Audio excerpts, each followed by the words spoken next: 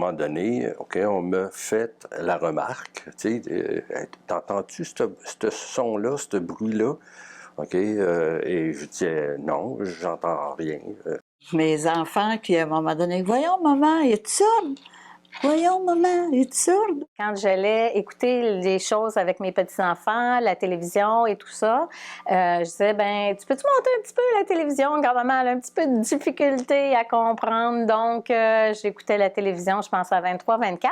Et quand ma bru revenait, parce que souvent je gardais, quand ma bru revenait, elle disait, ah, grand-maman est venue, certain, parce que la télévision est très forte. J'ai commencé à me rendre compte que je perdais un peu d'audition il y a probablement 20 ans.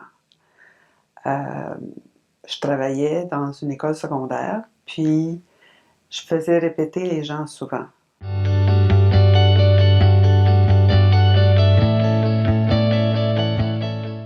Souvent, lorsqu'on était en groupe, okay, et qu'il y avait des discussions, je percevais pas complètement tout le message. Comme tu remplis les trous qui te manquent, là, ou les mots qui te manquent, mais je comprenais pas complètement le message. C'est que tu es porté à, comment je pourrais dire, donc être un petit peu plus en retrait à ce moment-là parce que tu comprends pas trop ce que les gens disent, tu sais pas trop comment répondre.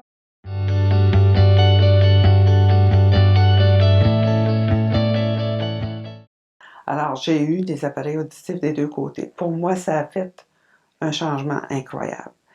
Tout à coup, j'entendais, puis je me disais, tout ce que j'ai perdu peut-être au niveau des informations près de moi, des amis qui jasaient. Si j'allais en voiture avec des amis, je m'assoyais en arrière, puis j'entendais absolument rien des conversations qu'elles avaient en avant.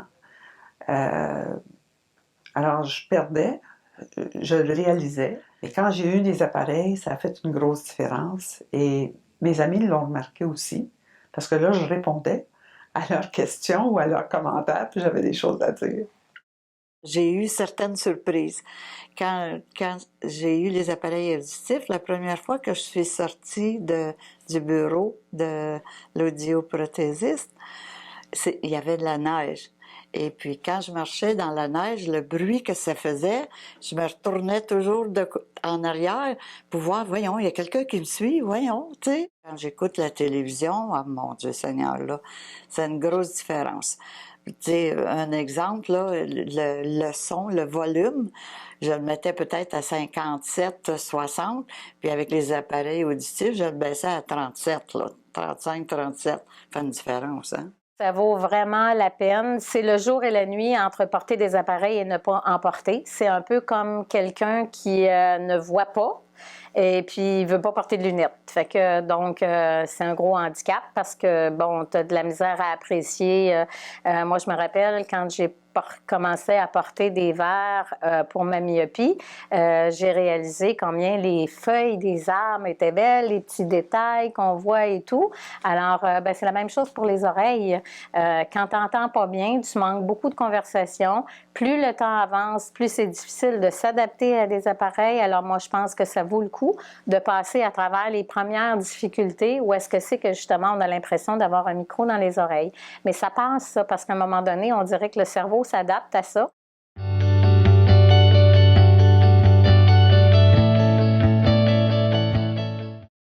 Il y a quand même un genre de problème qui existe au niveau de la société qui disent des appareils, ça paraît.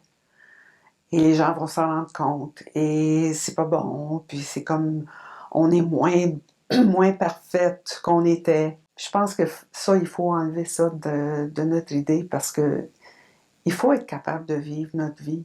Il faut être capable d'entendre, de voir, de marcher. Il y a des aides pour tout aujourd'hui. Pour les plus jeunes, pour les plus vieux. Partout où on va, on n'est plus accepté. Je pense que c'est quelque chose qu'il ne faut pas mettre de côté. Je préfère qu'on ne les voit pas. Le petit truc, c'est pas compliqué, un petit peu de cheveux sur le haut des oreilles. Parce que le petit fil dans l'oreille, là, c'est comme si c'était un petit cheveu qui serait mal placé, hein, dans le fin fond. T'sais. Il n'y a pas rien de dramatique là. C'est pas pire que quelqu'un qui va porter des lunettes.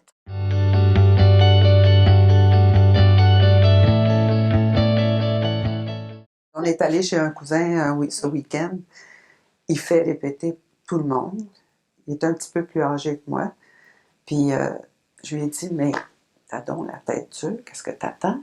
Qu'est-ce que t'attends? Oh, je devrais y aller, mais il n'y a pas de mais. Vas-y.